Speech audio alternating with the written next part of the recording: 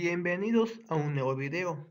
Vamos a continuar con la unidad número 3 que se llama la transformada de Laplace y ahora veremos el tema de existencia de la transformada de Laplace. En los ejemplos anteriores, cuando describimos las fórmulas para calcular la transformada de Laplace de algunas funciones como de 1 que es 1 sobre s, o t que es 1 sobre s cuadrada, y así sucesivamente, vemos que la integral definida existe para algún intervalo de valores de s. Sin embargo, existen funciones en la cual la integral impropia es divergente. Como sabemos de la teoría de integrales impropias, si el límite existe, se dice convergente. Si el límite no existe, se dice divergente. Y en este caso, algunas funciones que al sustituirla en la fórmula para calcular la transformada de Laplace y es divergente, es por ejemplo la función 1 sobre t o la función e elevado a la t elevado al cuadrado. Para estas funciones no existe la transformada de Laplace y esto nos hace pensar cuáles son las clases de funciones para la cual la transformada de Laplace existe para algún intervalo de valores de S. Bien, en este caso sí existe algunas condiciones para saber que existe dicha transformada de Laplace, pero para ello necesitamos de algunos conceptos que son función continua por tramos y función de orden exponencial.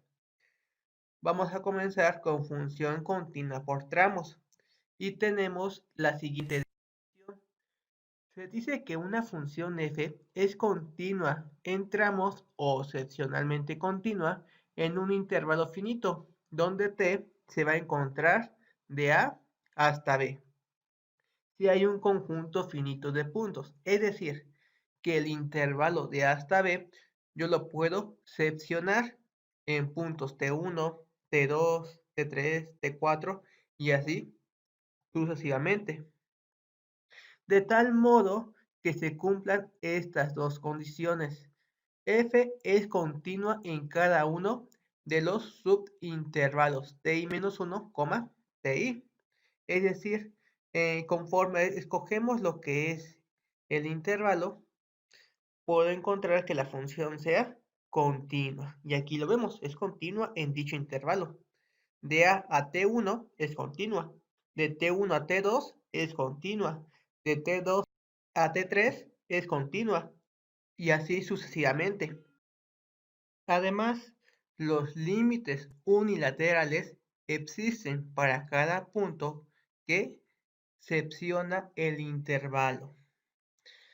Los límites unilaterales se pueden representar de dos formas, como la función f, que va a estar evaluado en ti por la derecha, que también significa el límite cuando t tiende a ti por la derecha de la función f de t, o f de ti cuando tiende por la izquierda, que es lo mismo que escribir el límite cuando t tiende a ti por la izquierda de f de t.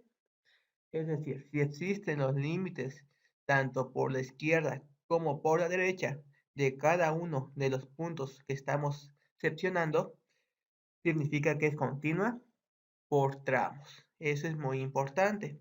Por ejemplo, aquí en la figura, ya que vimos que tenemos tres secciones, T1, T2, T3, es continua en esos tramos. Además, los límites unilaterales también existen y aquí los tenemos. Y podemos realizar algunos ejemplos para ver qué función es continua por tramos y cuál no. Aquí tenemos esta imagen. Esta es una función que es continua por tramos.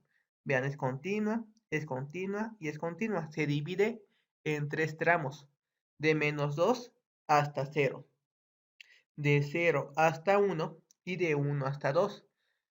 Muchos piensan que lo que tenemos acá significa que es una función continua, pero no. Cuando ustedes tienen un pico, significa que es seccionada. Por ejemplo, el valor absoluto. tiene un pico, excepcionada. Una función continua es una función que es suave. Y en este caso, vemos que son con funciones continuas en dichos intervalos y además los límites unilaterales existen. Por ejemplo, en t igual a 1, el límite por la derecha vale 1, mientras que el límite por la izquierda vale 2. Existen, entonces es una función que es continua por tramos. Sin embargo, esta no es una función que es continua por tramos. ¿Por qué motivo? Porque en t igual a menos 2 o en t igual a 4 se ve que la curva o desciende o crece abruptamente. Significa que tiene una asíntota vertical. Cualquier función que tenga una asíntota vertical no es una función continua por tramos. ¿Por qué? Porque la asíntota dice que la función crece y crece sin límite alguno. Y para comprobar si una función es excepcionalmente continua, podemos realizar la gráfica y vamos a repasar algunas funciones para saber si son excepcionalmente continuas. Podemos colocar lo que es una función, por ejemplo, x. Y en este caso, vemos que se trata de una línea recta. Y como ustedes saben, una línea recta es una función continua. Por lo tanto, también son funciones excepcionalmente continuas. Al final de cuentas, cualquier polinomio es una función continua.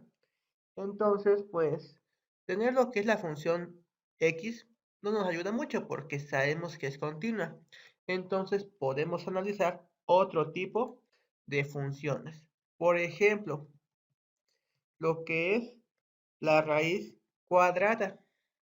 La función raíz cuadrada también es una función continua en un intervalo que es de 0 hasta infinito. Prácticamente estamos repasando lo que es el dominio de las funciones y también podemos checar otro tipo de funciones. Por ejemplo, el logaritmo natural de x. Como ustedes saben, el logaritmo de x es discontinua de 0 hasta menos infinito, pero es continua en un intervalo abierto de 0 hasta infinito. Es decir, no puede ser 0, solamente valores positivos. Y es una función continua. Pero donde se pueden presentar algunos problemas son en las funciones trigonométricas. Por ejemplo, la función seno de x, es una función continua. Entonces sí es excepcionalmente continua. O la función coseno también. Pero, por ejemplo, la función tangente de x. La función tangente de x no es una función continua. Como ustedes saben, la función tangente tiene lo que es asíntotas cada cierto valor. En este caso puedo ver en qué valor si es que cambio lo que es la nomenclatura o la escala del eje X, que en este caso me voy a lo que es vista gráfica, espero un momento a que se abra el cuadro de diálogo y aquí aparece eje X, le pongo que la distancia esté dado en pi medios, radianes, y vemos que en pi medios, entre pi medios, en 5 pi medios, presenta lo que es una asíntota vertical. Significa que no está definido para ese valor. Entonces la función tangente no es excepcionalmente continua. ¿Por qué motivo? Porque los límites laterales en esos valores no existen. Crecen o decaen rápidamente sin algún límite. Y así pasa con otras funciones trigonométricas, como lo es la función, en este caso podemos decir la función secante de x, y vemos que también presenta asíntotas, entonces tampoco es una función continua por tramos. Solamente es cuestión de realizar algunas gráficas, de recordar un poco la teoría que vimos en el curso de cálculo diferencial. Además, puede haber otras funciones, pero vamos a ver eso un poco más adelante. Y ahora tenemos la definición número 3, función de orden exponencial. Se dice que una función f es de orden exponencial si existen números m que son mayores que 0 y además t es mayor que t0, un valor inicial, y alfa, tal que la siguiente desigualdad se cumpla, lo que es el valor absoluto de f de t es menor a m por e elevado a la alfa por t. M y alfa son números reales. Es decir, si f es una función creciente, una función de orden exponencial es aquella que la gráfica de la función no crece más rápido que la función exponencial. Y aquí tenemos algunos ejemplos. La función t crece más lento que la función exponencial. En este caso, m vale 1 y alfa vale 1. Entonces, por eso tenemos e a la t. También, si tenemos lo que es la función e a la menos t, se observa que esta función no crece más que la exponencial. Es más, decrece. Aunque sea una función decreciente, sabemos que no crece de una función exponencial.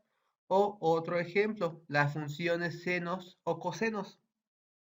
Tampoco crece más que la función exponencial, solamente que en este caso tuve que hacer a m igual a 2, 2 por e a la t. ¿Por qué motivo? Porque el número 2 de la función 2 coseno de t indica la amplitud, entonces tiene que ser igual o mayor, entonces por eso ocupé el 2. En general, las funciones t a la n, funciones exponenciales, o las funciones seno coseno, son funciones de orden exponencial. No crecen más rápido que dicha función exponencial. Es más, las funciones seno y coseno solamente tienen un rango que va a estar determinado por la amplitud. No pasan de esa amplitud. Si es coseno de t, de menos 1 a 1. Y así sucesivamente. Aquí tenemos lo que es un exponente entero positivo de t, siempre es de orden exponencial.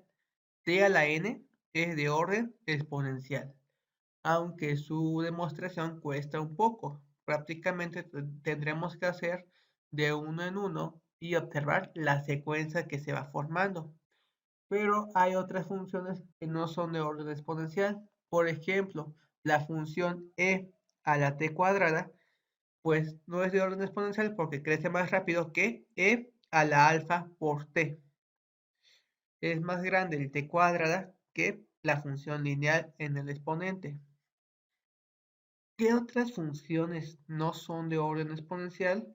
Las funciones tangentes, por ejemplo. La función tangente, la función cosecante, la función secante crecen demasiado rápido. Superan lo que es el crecimiento de la función exponencial. Y hay otras funciones que sí son de orden exponencial. Por ejemplo, la raíz cuadrada de x es una función de orden exponencial, crece lento. O el logaritmo natural de la función t también es una función de orden exponencial. Y ya que tenemos claro lo que es la definición de función continua por tramos y además función de orden exponencial, llegamos a el teorema de existencia de la transformada de Laplace, que dice lo siguiente: sea f una función real que es excepcionalmente continua en el intervalo de 0 hasta b y de orden exponencial, entonces la transformada de Laplace existe. ¿Esto qué quiere decir? podemos aplicar transformar de Laplace a las funciones constantes, a los polinomios, a los logaritmos, a las exponenciales, a las funciones seno-coseno, a las funciones seno hiperbólico o coseno hiperbólico. Menciona las exponenciales. Las exponenciales siempre y cuando su exponente sea una función lineal. Si es un factor cuadrático o factor cúbico, ya no. Tampoco se puede aplicar a tangentes, ni secantes, ni cosecantes, y cualquiera que no sea una función de orden exponencial.